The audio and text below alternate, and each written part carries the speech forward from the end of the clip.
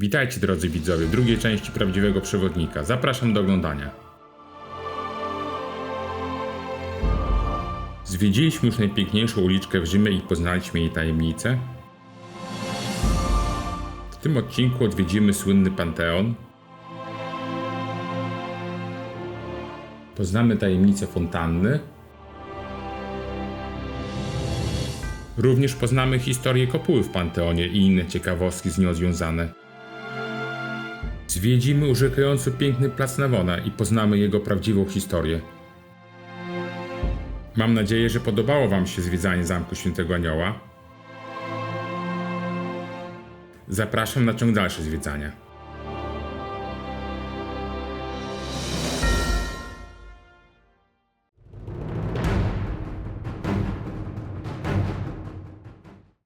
Kontynuując nasz spacer, dochodzimy do Piazza di Tor Sauginia. I tu po prawej stronie znajduje się północna brama stadionu Dominiciana, łacińska nazwa to Circus Agonalis. Z zewnątrz prezentuje się ładnie, w środku jest muzeum. Wejdźmy tam na chwilę, żeby zobaczyć to piękne wnętrze.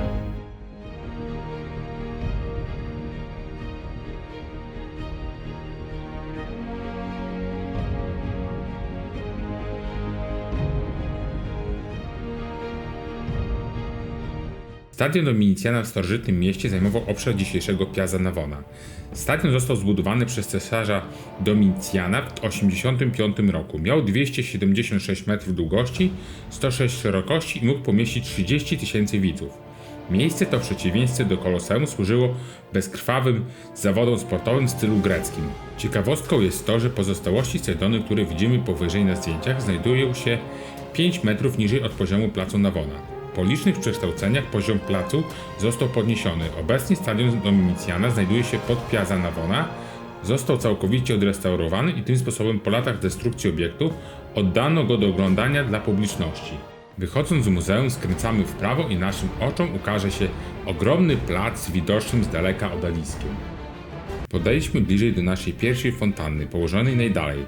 To fontanna Maura. Położona jest na południowym brzegu placu, zbudowana w 1575 roku z polecenia papieża Grzegorza XIII przez Giacomo della Porta. Jest pierwszą z 3 rzymskich fontan zasilanych wodą z akweduktu La Acqua Vergine.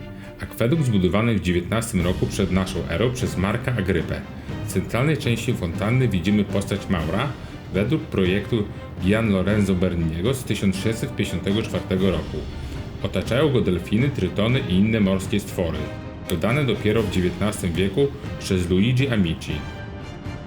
Podejdźmy teraz do fontanny z obeliskiem mieszczącej się na środku placu. To fontanna 4 rzek. Powstała w 1651 roku według projektu Gian Lorenzo Berniniego na zlecenie papieża Inkocentego X. Symbolizuje 4 rzeki z 4 znanych wówczas z kontynentów. Nil, personifikowany przez postać z zasłoniętą głową. Dunaj. W wielu przewodnikach można spotkać się z informacją, że jest to postać dosiadająca konia, co według mnie mija się z prawdą, gdyż siedzi ona na skale. Dobre 2 metry od rumaka. Rio della Plata, gigant z podniesioną ręką oraz Ganges. Te 4 posągi wspierają się na skale, która jest symbolem chaosu. W środku stoi obelisk, przeniesiony tu na polecenie Berniniego z Via Appia. Na jego szczycie umieszczono gołębia z gałązką oliwną, symbol herbowy Inkocentego X. Fontanna ma głosić potęgę wiary chrześcijańskiej panującej na 4 kontynentach oraz prawa papieża do zwierzchnictwa nad światem. Z fontanną tą wiąże się zabawna anegdota obrazująca rywalizację 2 bogów sztuki baroku, Berniniego i Boroniniego. Otóż według tej opowiastki postać utożsamiona z Nilem ma zasłoniętą twarz, gdyż nie może patrzeć na brzydotę kościoła świętej Agnieszki. Natomiast postać Rio della Plata wyciąga przed siebie rękę w geście ochronnym, bojąc się, że kościół zaraz runie. Przypomnijmy, że fontanna jest dziełem Berniniego, a kościół, o którym za chwilę opowiem więcej, to dzieło Boroniniego.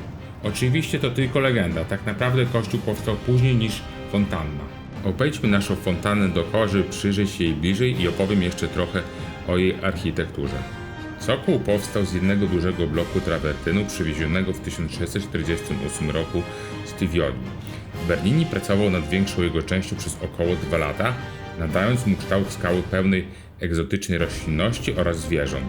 Spod jego ręki wyszedł chociażby koń lew oraz nieznana hybryda obok personifikacji Rio de la Plata. W jego wnętrzu wyrzeźbił otwarty łuk przypominający grotę, przez który możemy spojrzeć na drugą stronę placu. Co ciekawe, w pierwotnej wersji pokryta roślinnością skała była pomalowana. Na końcu placu znajduje się trzecia z fontan nawońskich, fontanna Neptuna.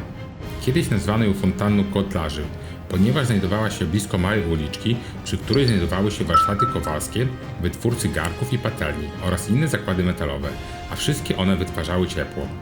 Zaprojektowana przez Giacomo della Porta w XVI wieku, który był także odpowiedzialny za fontannę Maurów po drugiej stronie placu, sponsorem fontanny był papież Grzegorz XIII. Dolna część basenu zbudowana jest z białego marmuru, a górna z lokalnego kamienia z Pietrasanta. Przez następne 300 lat fontanna przetrwała bez posągów. Postać imponującego Neptuna walczącego z ośmiornicą została dodana dopiero w 1878 roku według projektu Antonio della Bitta i Gregoria Zapala, który stworzył inne rzeźby oparte na mitologicznym temacie Neridy z Amorkami i Morsami. Posąg ten dodano w wyniku konkursu w 1873 roku, aby zrównoważyć posąg fontanny Maurów po południowej stronie placu i fontanny czterech rzek po środku. Naprzeciw centralnej fontanny wznosi się kościół Saint Agnes in Agone, kościół świętej Agnieszki. Budowę rozpoczęli Girolamo i Carlo Rainaldi w 1652 roku, a ukończył Francesco Borromini w 1657. Świątynia stoi na miejscu dawnej kaplicy z 304 roku zbudowanej w miejscu męczeńskiej śmierci świętej Agnieszki. Legenda głosi, że Agnieszka w wieku 12 lat była piękną dziewczyną. Pewnego razu, kiedy wracała do domu, ujrzał ją Swetoniusz, syn wpływowego naczelnika miasta. Z miejsca się w niej zakochał i poprosił o jej rękę. Jednak ona odrzucała zaloty, twierdząc, że jest zaręczona z innym i tylko jemu odda ciało i duszę. Mówiła oczywiście o Bogu. Ojciec Swetoniusza, wściekły, że jakaś niewiasta odmówiła jego synowi, polecił torturami zmusić ją do wyrzeczenia się wiary. Tortury odbywały się właśnie w tym miejscu, gdzie teraz stoimy. Miało wtedy miejsce wiele cudownych zdarzeń. Na przykład wystawiono ją nago na pośmiewisko i gdy tak stała wytykana palcami, w cudowny sposób wyrosły jej długie włosy, które zakryły jej nagość. Widziało to 160 osób, które natychmiast się nawróciły. Męczennicę wrzucono wtedy do ognia, a gdy wyszła z niego nietknięta przez płomienie, ścięto ją mieczem. Jej ciało pochowano na cmentarzu przy Via Nomentana, gdzie dziś wznosi się bazylika świętej Agnieszki za murami. Spójrzmy na nasz kościół. Charakteryzuje się piękną wklęsłą fasadą. Wklęsłe lub wypukłe fasady są charakterystyczne dla Borrominiego, potężną kopułą i dwiema wieżami. Ośmioboczna kopuła elipsoidalna z ołowiu z podwójnymi żebrami osadzona jest na wysokim bębnie z dużymi prostokątnymi oknami po obu stronach. Całość wieńczy krzyż na globusie. Zegary. Warto zwrócić uwagę, że na cokołach drugiej kondygnacji dzwonicy widnieją dwa zegary. Pierwotnie jeden z nich pokazywał włoską, pierwotnie rzymską metodę podawania czasu, która obecnie jest zupełnie nieznana. Podzieliło to czas światła dziennego na 12 godzin, których długość oczywiście zmieniała się wraz z porami roku. Godziną zerową był wschód słońca, a godzina 12 została ustalona na zachód słońca. Oznaczało to, że zegary musiały być regularnie ustawiane ponownie, aby były prawidłowe. Wejdźmy teraz do środka świątyni. Oprowadzę Was po istnym dziele sztuki. Może nie tak wielkim jak Bazylika Świętego Piotra, ale równie pięknym. Wnętrze zbudowane na planie krzyża greckiego to prawdziwa galeria sztuki. Kopuła opiera się na 8 kolumnach i udekorowana jest freskami Ciro Ferri oraz pióropuszami Bacci. Kopuła jest jedną z kilku w Rzymie na wzór empiriański, która stara się przekonać patrzącego w górę, że roztacza się widok na otwarte niebo.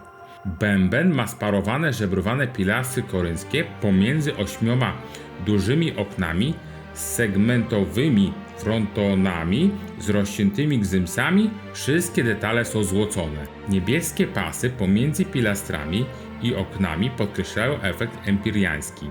Na fryzie belkowania u dołu bębna widnieje inskrypcja: wchodząc na miejsce nieczystości, Agnieszka zastała Anioła Pańskiego gotowego. Fresk na kopule przedstawia apotezę świętej Agnieszki do chwały nieba i jest w większości autorstwa Ciro Ferri. Zawiera mnóstwo aniołów świętych i postaci ze Starego Testamentu, których głównym bohaterem jest Matka Boża witająca Agnieszkę. Nie wszystkich świętych udało się zidentyfikować, ale jedna trzymająca krzyż to niewątpliwie święta Maria Magdalena, a postać z harfą to król Dawid. Znajduje się tam także święty Filip Nery, który przypuszcza się, że został dodany podczas retuszowania fresku podczas XIX-wiecznej restauracji. Ołtarz główny nie wchodzi w skład głównego cyklu zdobniczego kościoła, gdyż został ukończony dopiero w 1724 roku. Zastąpił on wcześniejszy zaprojektowany przez Mathieu de Rossi.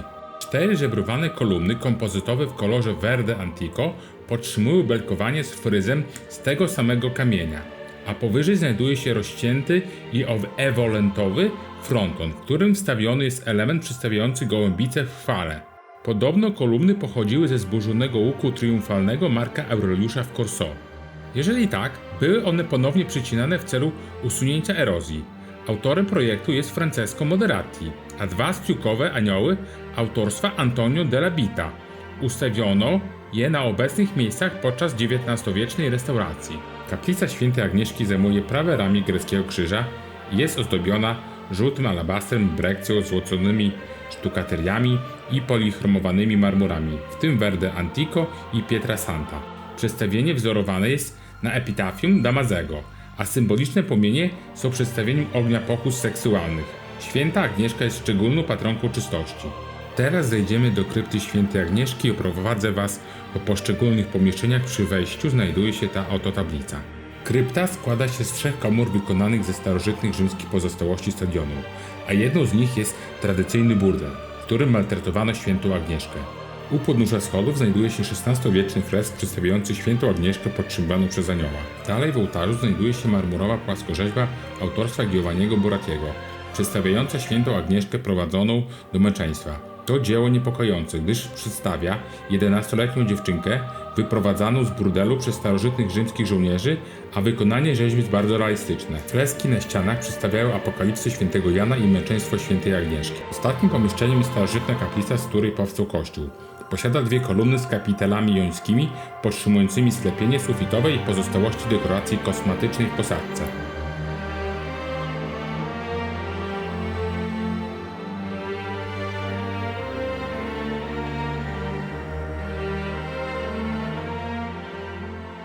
Legenda głosi, że z tej krypty prowadził tunel do katakumb Świętej Agnieszki przy Via Nomentana.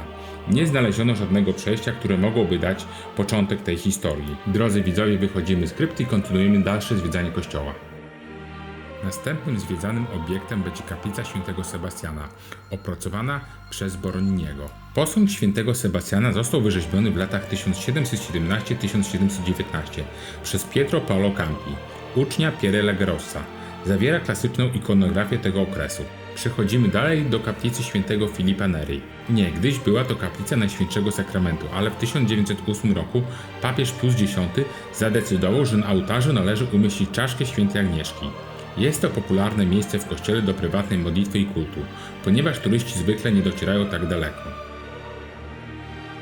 Następna jest kaplica Świętej Franciszki Romany, ale ją już pominiemy. Przechodzimy dalej do kaplicy Świętej Cecylii. Kompozycja jest wyjątkowo obrazowa. Widzimy umierającą Cecylię, którą odwiedzają papież Urban I, święty Hipolit Rzymski i jej mąż Walerian, gdy zbliżają się aniołowie z palmą męczeństwa. Dalej znajduje się kaplica Świętej Emerytianny. Jest poświęcona Świętej Emerytiannie, mało znanej wczesnorzymskiej męczennicy, która miała własne katakumby. Obecnie są one niedostępne. Następnie dochodzimy do kaplicy Świętego Aleksego, ale tu na trochę się zatrzymamy. Legenda o świętym głosi, że jako młody człowiek opuścił dom rodziców i powrócił anonimowo jako żebrak bez środków do życia, aby zamieszkać pod zewnętrznymi schodami, które są przechowywane w jego bazylice jako relikwia. Rodzice rozpoznali go dopiero wtedy, gdy faktycznie umierał, a znajdujący się tutaj ołtarz przedstawia ten moment. Przedstawia papieża Innocentego I pokazującego rodzicom dokument, który święty miał przy sobie i który potwierdzał jego tożsamość. Następnie przechodzimy do ołtarza poświęconego świętemu Eustachemu. Znajduje się tu panel przedstawiający jego męczeństwo, pierwotnie zamówiony u maltańskiego rzeźbiarza Melchiora Caffa. Niestety Caffa zmarł w chwili rozpoczęcia pracy. Dlatego ołtarz został ukończony przez Ercola Farate przy pomocy Giovanniego Francesco Rossiego.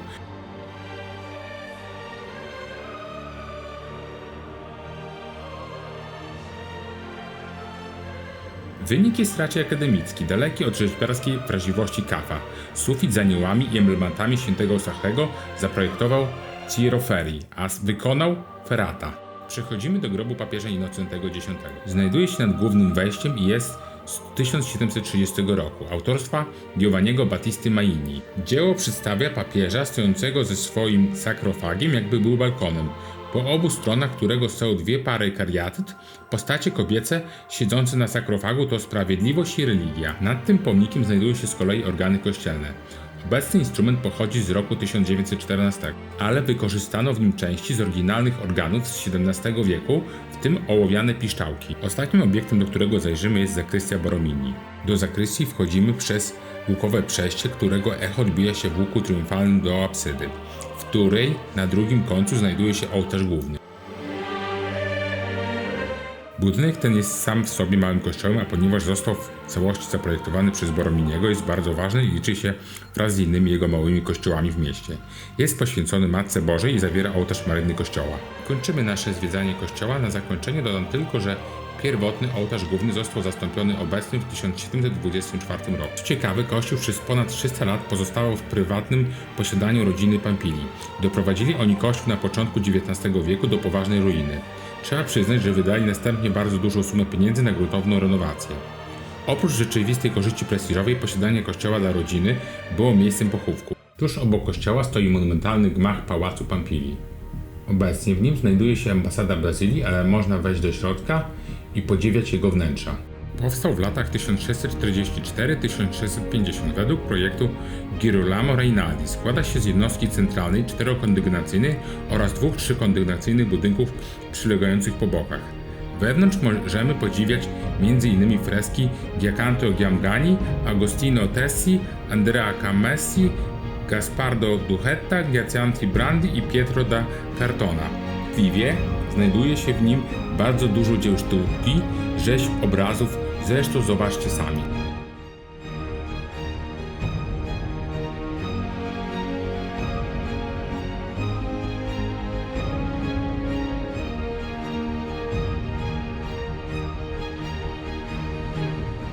Naprzeciw pałacu znajduje się kościół Matki Bożej Najświętszego Serca, dawniej świętego Jakuba Hiszpańskiego, ale drodzy widzowie, zwiedzimy go szybko.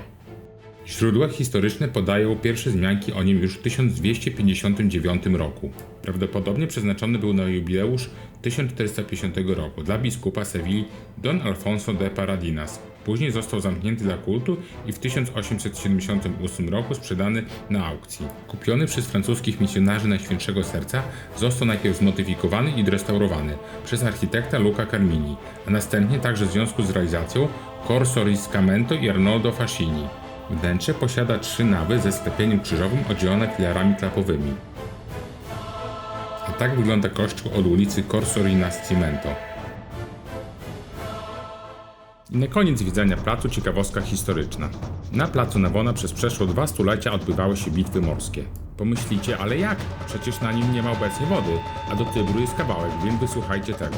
Wycina Giuseppe Vasi z 1748 roku przedstawia stary plac z 3 fontannami i obeliskiem, a także fasadę kościoła Świętej Agnieszki. Warto zwrócić uwagę, jak plac był zalewany w każdą niedzielę sierpnia, aby zapewnić poczęstunek bogatym Rzymianom z ich rydwanami, podczas gdy plebs oglądał przedstawienie i oklaskiwał brzegi jeziora utworzonego przez obfite fontanny, które napełniały je wodą niczym źródła. Zwyczaj ten, co podkreśla fotografia z 1870 roku, trwał przez cały XIX wiek. Kończymy nasze zwiedzanie Navońskiego placu i dalej uliczką Via Giustiniani dochodzimy do Piazza della Rotonda, placu zdominowanego przez Panteon. W 1575 roku wybudowano w tym miejscu fontannę, która dziś znana jest pod nazwą Fontanna Panteonu. Jest dziełem Leonardo Sormani, według projektu Giacomo della Porta. Z rozkazu papieża Klemensa XI w 1711 roku fontannę przebudowano według projektu Filippo Bargioni oraz dodano obelisk zwany Makuteo. Powstał na cześć faraona Ramzesa II zwanego Wielki, władcy Egiptu, jednego z najdłużej panujących, ojca 100 synów i 50 córek, współtwórcy pierwszego w historii traktatu pokojowego między dwiema potęgami tamtych czasów, Egiptem i Chetytami.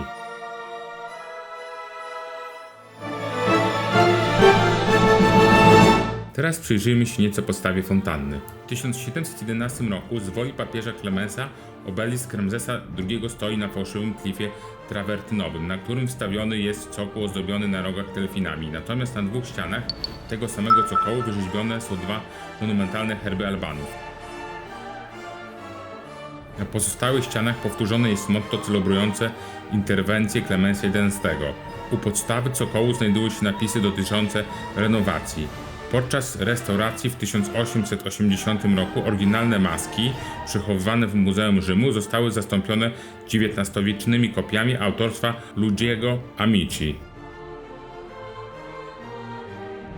Zdjęcia powyżej przedstawiają maski, smoki i delfiny.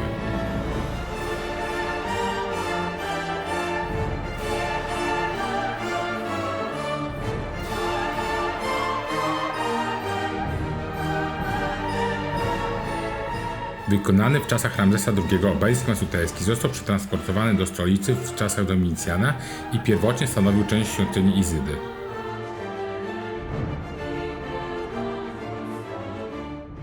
Tuż obok fontanny na budynku widzimy ogromny fresk prawie na 2 piętra. Jest to XVIII-wieczny fresk Madonnelli, z której roztacza się widok na Piazza della Rotonda. Jak już mówiłem, jest on znacznych rozmiarów i stanowi rzadki przykład edykuły, w której rama nie dominuje nad obrazem. Tematem jest Niepokalana, jak głosi inskrypcja zaczerpnięta z Pieśni nad pieśniami, umieszczona u podstawy w kartuszu ozdobionym symbolicznymi liliami, tłumacząc jest napisane: Wszyscy jesteście piękni, mój przyjacielu, i nie ma na was żadnej plamy. W prawym rogu, za fontanną, stoi jeden z najstarszych hoteli w mieście, Albergo del Sole. Jest to jeden z najstarszych wciąż istniejących hoteli w Rzymie. Jego początki sięgają połowy XIV wieku, kiedy to został wybudowany na Piazza del Panteon, na którym wówczas mieścił się rynek. Pierwszy dokument głosi, że pochodzi z 1497 roku i wspomina o kilku oficerach cesarza Fryderyka III, którzy przybywali w Locanda del Montone. To była pierwsza nazwa hotelu.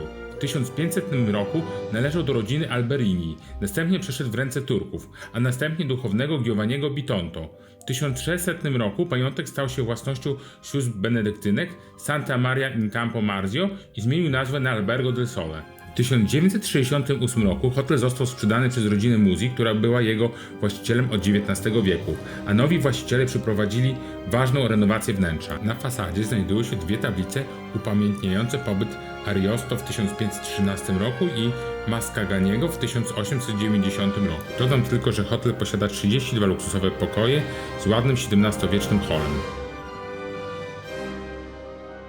I kończąc zwiedzanie hotelu z ładnym widokiem na Panteon, udajemy się w tym kierunku. I nadszedł czas na zwiedzanie jednego z najbardziej znanych zabytków wiecznego miasta, Panteon, Rotunda, świątynia wszystkich bogów. Przed nami ponad 2000 lat historii.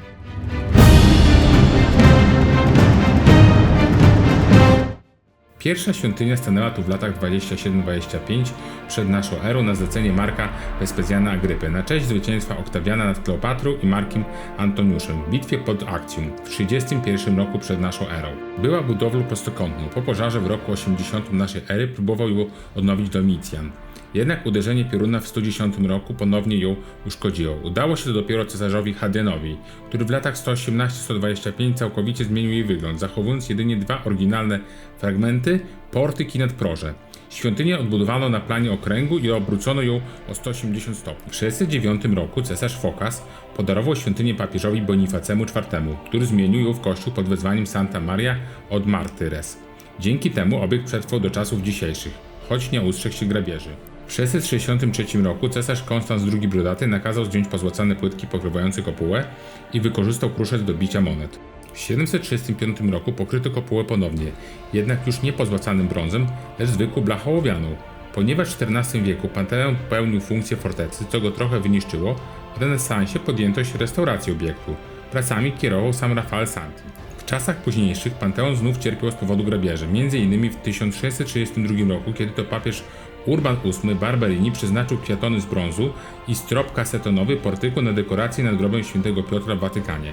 Rzymianie mówili wtedy, czego nie zniszczyli barbarzyńcy, zniszczyli Barberini. Wtedy również po bokach Panteonu dobudowano dwie wieżyczki, pogardliwie nazywane oślimi uszami Barberinich, rozebrane w 1883 roku.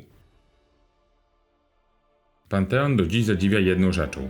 Posiada największą na świecie kopułę z betonu niezbrojonego. Budowla ma 42,2 metra średnicy i 43,3 metra wysokości i dokładnie tej samej średnicy kopułę. Zbudowana w taki sposób, by być jak najlżejsza. Waży i tak bagatela 4,5 tysiąca ton. Opiera się na murach o grubości ponad 6 metrów. Materiały użyte do zbudowania kopuły również się różnią. W najgrubszym miejscu kruszywo to trawertyn, następnie terakota, a na samej górze żółty tuf i żurzel, tudzież pumeks, oba porowate kamienie. Na samej górze, gdzie kopuła byłaby najsłabsza i podatna na zawalenie, oculus zmniejsza obciążenie. Przed wejściem widzimy najstarszą część budowli pochodzącą z pierwszej świątyni, czyli kolumnowy portyk wraz z nadprożem, na którym wyraźnie widać napis. Tłumacząc to, wzniesiony przez Marka Agrypę, syna Lucjusza, konsula po raz trzeci. Portyk tworzył 3 rzędy kolumn, łącznie z ich 16, wysokich na 13 metrów każda, o wadze około 60 ton. Co ciekawe, kolumny wycinano w kamieniołomie w Egipcie. Potem następował transport ponad 100 km po pustyni, 500 km Nilem, potem statkiem do portu w Osji, następnie barkami do portu rozładunkowego w okolicy dzisiejszego mauzoleum Augusta i wreszcie kilometr na palach do placu budowy. Szok i niedowierzanie. Kolumny w porządku korynckim, 2 po lewej stronie, nie są oryginalne. Przyniesiono je tu w XVII wieku z term Nerona. Razem z tympanonem mają łącznie 25 metrów wysokości. Czas wejść do środka. Przejdźmy zatem przez olbrzymie 20-tonowe drzwi.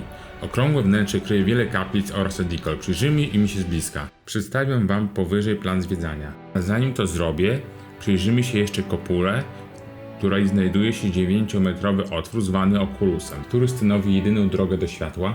Kopułowy sufit zawiera 5 pierścieni z 28 prostokątnymi kasetonami. Czy wiecie, że deszcz wpadając przez oculus, czyli otwór o średnicy prawie 9 metrów, znajdujący się na szczycie kopuły, spada na podłogę, nie zalewając panteonu wewnątrz? No ale dlaczego? Bo podłoga jest lekko wypukła, z 22 otworami drenażowymi, które umożliwiają filtrację deszczu. Znana jest również inna nazwa otworu – oko demona, związana z pewną legendą. Otóż kiedy na początku VII wieku papież Bonifacy IV poświęcił panteon, znajdujące się w środku przerażone demony wybiły dziurę w kopule, uciekając z tego świętego już wtedy miejsca. I na koniec ciekawostka, co się dzieje w panteonie 21 kwietnia? 21 kwietnia uważany jest za wyjątkowy dzień w roku dla panteonu, gdyż w południe światło wpadające przez oculus pada na metalową kratę nad dużymi drzwiami wejściowymi, co powoduje, że światło odbija się po całym dziedzińcu, oświetlając całość wnętrza panteonu. Tym bardziej znaczącą datą jest fakt, że 21 kwietnia uznawany jest za rocznicę założenia Rzymu. Krążą także pogłoski, że w dniu założenia Rzymu panującego cesarza otaczała boska iluminacja, która była efektem rzadkiego odbicia światła w całym panteonie. A teraz rozpoczniemy zwiedzanie kaplic i edikol znajdujących się w panteonie. Kaplica A. Zwiastowanie. Fresk przypisywany Melozos Forii. W kaplicy tej zachowały się 2 marmurowe figury aniołów ze szkoły Berniniego z 1696 roku. Znajduje się tu również grób Piero Buonacrosiego, znanego bardziej jako Perino del Vaga. Był asystentem Rafaela, słynie z fresków z sali Pawła w zamku Świętego Anioła. Obraz przedstawia niedowierzanie świętego Tomasza Pietro Palabonzi z 1633 roku. Po prawej stronie widzimy fresk z XIV wieku, przedstawia on koronację dziewicy.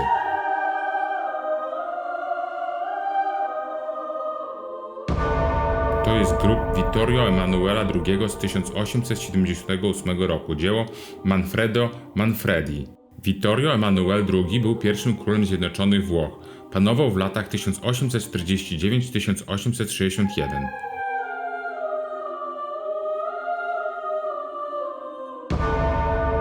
Święta Anna i Maryja Dziewica, Lorenzo Ottoni. Kaplica E. Madonna i święci Franciszek i Jan Chrzciciel, dzieło twórców ze szkoły umbryjskiej z XV wieku. Edicola F. Esrazio Męczennik, Bernardino Cametti. I tak oto doszliśmy do ołtarza głównego, zaprojektowanego przez Alessandro Specchi. W głębi widzimy Madonnę z Dzieciątkiem, dzieło romańsko-bizantyjskie z VII wieku. Federico Severino jest artystą, który stworzył ambonę i ołtarz główny z pozłoconego brązu, które znajdują się dziś w apsydzie. Są to jedyne dzieła żyjącego artysty wystawione w Panteonie. Wybrałem dla Was, drodzy widzowie, 4 panele Drogi Krzyżowej umieszczone na pilastrach pomiędzy kaplicami i edykułami kościoła. Zawsze tworzył je Federico Severino.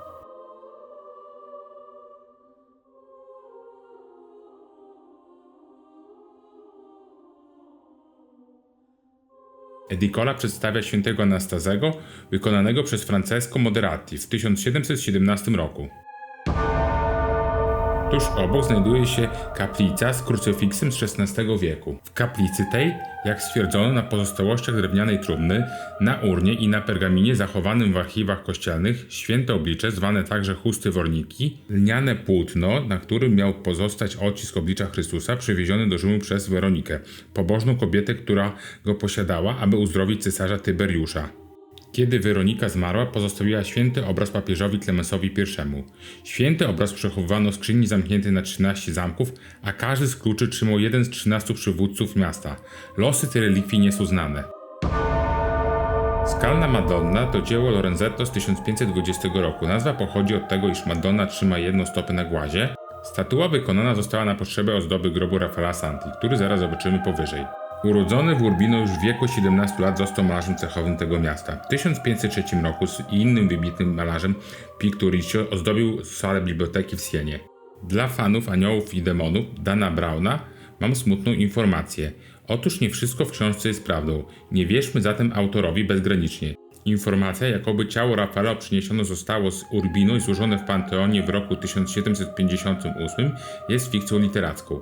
Raffael umarł w Rzymie w 1520 roku i został tu uroczyście pochowany.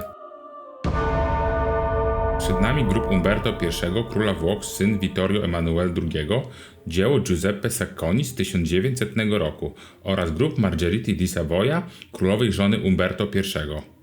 W 1889 roku podczas jej wizyty w Neapolu tamtejszy kucharz Raffaello Esposito przygotował na jej cześć specjalną potrawę – pizzę w barwach narodowych z pomidorami, serem mozzarellą oraz bazylią. Nazwano ją margheritą. Po lewej znajduje się pomnik grobowy Baldassare Peruzzi z 1921 roku, genialnego architekta i malarza włoskiego.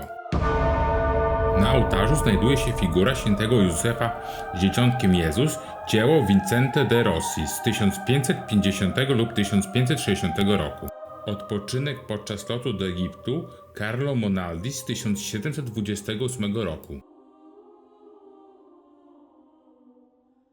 Sen świętego Józefa Paolo Benaglia 1728. Warto też wiedzieć, że inna nazwa tej kaplicy to kaplica wirtuozów. W tej kaplicy zachowały się relikwie zebrane w Palestynie przez cystersa mnicha Desiderio da Segni.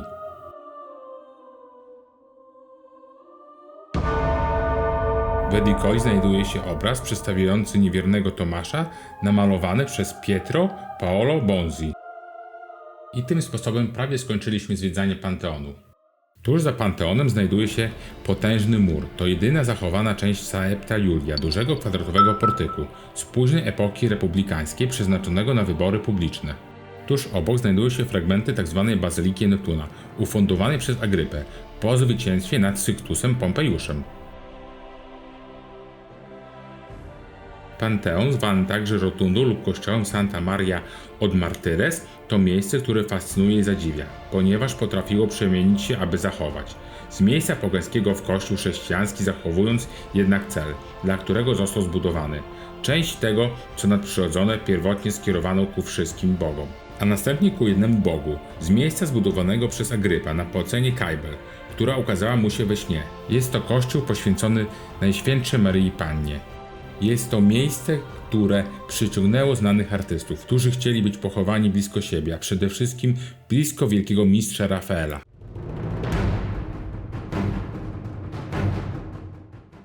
W pobliżu Saepta Iulia znajduje się plac z monumentem i słoniem i udajemy się w tym kierunku. To już ostatni punkt naszego zwiedzania. Plac, na którym się znajdujemy, nazywa się Piazza della Minerva. Zacznijmy od monumentu stojącego na środku, zwanego zabawnie Pulcin della Minerva, co oznacza w tłumaczeniu kurczak Minerwy. Składa się z oryginalnego egipskiego obelisku zbudowanego na zlecenie faraona Apie w latach 589-570 przed naszą erą. Ma 5,47 metra wysokości, pokryte jest hieroglifami z imionami bogów Atum i Neit. Neit była odpowiednikiem rzymskiej bogini Minerwy. Nie wiemy dokładnie kiedy i jak trafił do Rzymu. Odnaleziono go w 1665 roku w pobliżu świątyni Izydy. Obelisk wspiera się na słoniu zaprojektowanym przez Gian Lorenzo Berniniego i wyrzeźbionym przez Ercole Ferrata. Stanął tu 11 lipca 1667 roku. Słoń jako symbol siły, mądrości i pobożności miał uosabiać te cnoty. Łaciński napis na cokole głosi: zrozum za sprawą tego oto symbolu, że niewzruszona prawda wymaga krzepkiego rozumu. Ponieważ rzeźba stoi zwrócona zadem do znajdującego się obok dawnego klasztoru dominikanów, nielubianych w ówczesnym Rzymie zakonników, ponadto niejako swą trąbą wskazuje na tylną część ciała, ktoś złośliwy dopisał pod spodem. Stojąc słoń odwrócił głowę i powiedział: tu cię mam. Oczywiście napis został już usunięty. Po prawej stronie fasady Santa Maria Sopra Minerva znajdują się tablice upamiętniające powodzie w okolicy, które zdarzały się bardzo często, zwłaszcza w porze deszczowej, ponieważ miasto przez wieki nie było chronione wałami. Historia tego miejsca zaczyna się praktycznie już w 50 roku przed naszą erą, kiedy to Pompejusz zbudował tu świątynię ku czci Minerwy, bogini sztuki, rzemiosła, mądrości, nauki i literatury, która była również symbolem, uwaga fani, Brauna, iluminatów. Ponieważ bazylika jest obszerna do opisania, skupmy się tylko na najważniejszych obiektach. Nadszedł czas na najważniejszą budowlę tego placu. Wejdźmy do niej dosłownie na chwilę, żeby zobaczyć jej wnętrze. Wnętrze bazyliki w nawie głównej pierwotnie przykryto kratownicami, które zastąpiono sklepieniami, co w konsekwencji doprowadziło do zmniejszenia rozmachu charakterystycznego dla stylu gotyckiego. 6 przęseł posiada ostre sklepienia krzyżowe ozdobione empiriańskim niebem, złotymi gwiazdami na niebieskim tle i przedstawieniami apostołów. Dekoratorami sklepień byli Bernardino Riccardi, Tommaso Gregia, Pietro Garinaldi i Raffaele Casnedi.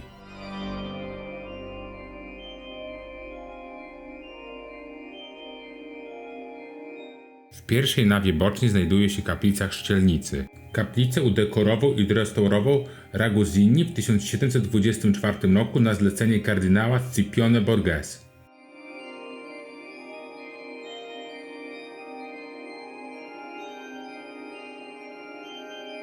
Kaplicą wartą uwagi jest na pewno kaplica Naro lub kaplica świętego Jana Chrzciciela, ufundowana w XV wieku przez florenckiego kupca Giovanniego Tornabori, który poświęcił ją świętemu Janowi Chrzcicielowi.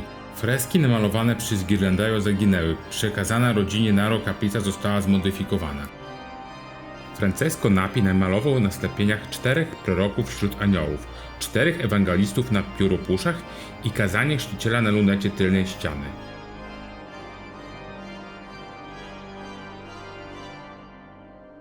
Pomnik kardynała Gregorio Nari umieszczonego wzdłuż lewej ściany przypisuje się Gian Lorenzo Berniniemu.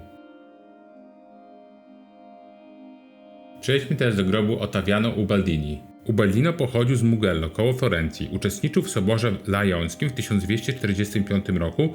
Był bliskim współpracownikiem Innocentego IV i zwolennikiem twardej polityki wobec dynastii Hohenstaufów. Był członkiem komisji elektorskiej, która dokonała wyboru Grzegorza X podczas papieskiej elekcji w 1271 roku. Na 5. filarze znajduje się dzieło Gian Lorenzo Berniniego z 1647 roku. Przedstawia ono Marię Raggi. Była ona zakonnicą pochodzącą z wyspy Chios. W młodym wieku została zmuszona do wyjścia za mąż. Podczas najazdu Turków w 1566 roku zabito jej męża, co spowodowało, że kobieta wstąpiła do zakonu w 1571 roku. Po wschodniej stronie prawego transeptu znajduje się kaplica Kapranika, w której w latach 1430-1855 przechowywano szczątki świętej Katarzyny z Sieny. W 1579 roku kaplicę poświęcono Madonnie Różańcowej, a płótna sklepienia z tajemnicami różańcowymi namalował Marcello Venusti. Pomiędzy stuklowymi ramami ramę koronowania przemalował Carlo Saraceni w XVII wieku. Na ścianach Giovanni de Vecchi namalował cykl fresków z opowieści świętej Katarzyny ze Sieny. Na ołtarzu płótno Madonna del Rosario, pędzla Michała Anioła Cerutiego z XVIII wieku. Na czele lewego ramienia transeptu znajduje się kaplica San Domenico. Na ołtarzu Madonna ofiarowuje ikonę ze świętym Dominikiem pomiędzy świętą Katarzyną i świętą Marią Magdaleną, autorstwa Paolo de Mattis. Na prawej ścianie znajduje się pomnik nagrobny Benedykta XIII, zaprojektowany przez Carlo Marchioniego i wykonany przez Pietro Bracciego i współpracowników. Na froncie przedstawiono Sobór Rzymski, któremu przewodniczył Benedykt XIII. W lewym ramieniu transeptu, obok kaplicy chór, znajduje się tzw. przedsionek, który w XVII wieku zajął miejsce kaplic Rustici i Cenci, zniesiony w celu stworzenia wejścia do Via Beato Angelico. Artyści z kręgu Berniniego stworzyli alegoryczne postacie personifikujące roztropność i sprawiedliwość, miłosierdzia i religii.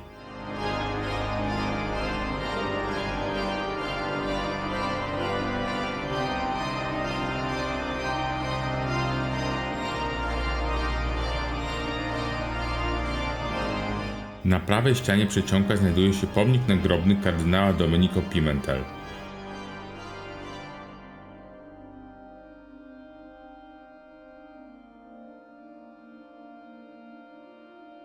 Pomnik przedstawia kardynała oraz roztropność i religię. Są autorstwa Scilla di Viggiu. Tuż obok znajduje się nagrobek Beato Angelico, ogłoszonego powszechnym patronem artystów. Należał do dominikańskiego zakonu kaznodziejskiego i zmarł w klasztorze w 1455 roku. Na czele prawego transeptu znajduje się kaplica Zwiastowania, czyli kaplica Carafa. Filary pomalowane groteskowo, nawiązanie do odkrycia Złotego Domu Nerona w tamtych latach, flankują fresk na tylnej ścianie kaplicy. Na górze widzimy przedstawienie karafka z gałązką oliwną, jest to aluzja do nazwiska klienta Oliviero Carafa.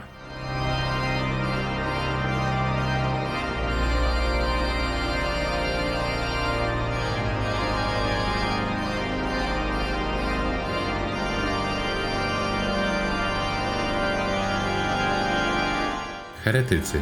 Eutes ma kolczyk z perłą, Auriusz ma żółtą suknię, a Sabeliusz jest ubrany jak Dacjan.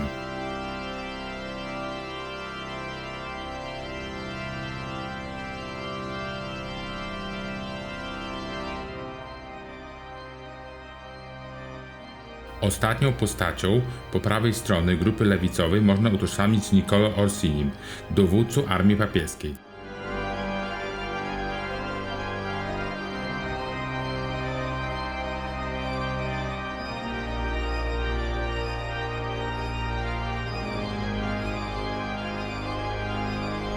Na lewo od kaplicy Carafa powyżej znajduje się pomnik nagrobny Jana z Kosmy z 1296 roku ze szklanymi płytkami, umieszczony wcześniej w kaplicy Alterii. Poniżej pomnika Jana z Kosmy znajduje się pomnik nagrobny Onoforio Caimani.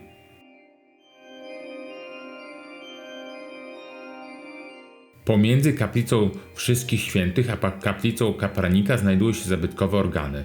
Zamówione w 1630 roku przez kardynała Scipione Borghese od Ennio Bonifazi. I tak dotarliśmy do ostatniego punktu naszego zwiedzania, do kaplicy Meduceuszy.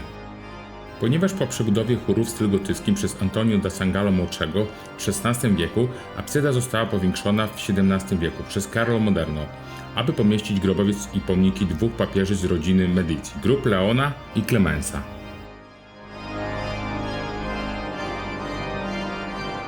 Absydę oświetlają trzy duże okna wielodzielne z przedstawieniami świętych dominikanów.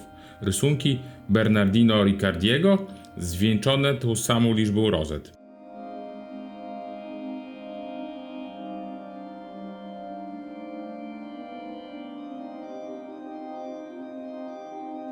W ołtarzu głównym gotyckim dziele Giuseppe Fontany znajdują się szczątki świętej Katarzyny Sieniańskiej, przeniesione na miejsce, gdzie zostały wystawione zaraz po jej śmierci 29 kwietnia 1380 roku. Była wyznawczynią świętego Franciszka z Asyżu. Katarzyna znana jest ze swoich ciągłych, ekscentrycznych wizji, które mogły być skutkiem nadmiernego biczowania, postu i czystości. Rzeczywiście ostatnie 2 lata życia święta spędziła w Rzymie w domu, który stał kilka metrów od bazyliki Santa Maria Sopra Minerva. W 1637 roku kardynał Antonio Barberini kazał przebudować pomieszczenia, w którym zmarła święta Katarzyna, za zakrystią bazyliki, z podłogą i dekoracją z 2 freskami autorstwa Melozzo da Forni. Po bokach kaplicy chóralnej znajdują się 2 rzeźby. Po prawej stronie świętego Jana Chrzciciela, Duta Gobici, a po lewej stronie Chrystusa Odkupiciela, autorstwa Michała Anioła. To już wszystko w tym odcinku. kolejnym poznamy rozsławioną fontannę di Trevi oraz największą arenę gladiatorów, Koloseum, zaliczany do jednego z 7 cudów świata. Dziękuję, że zostaliście ze mną do końca. Pozdrawiam Was. Hej!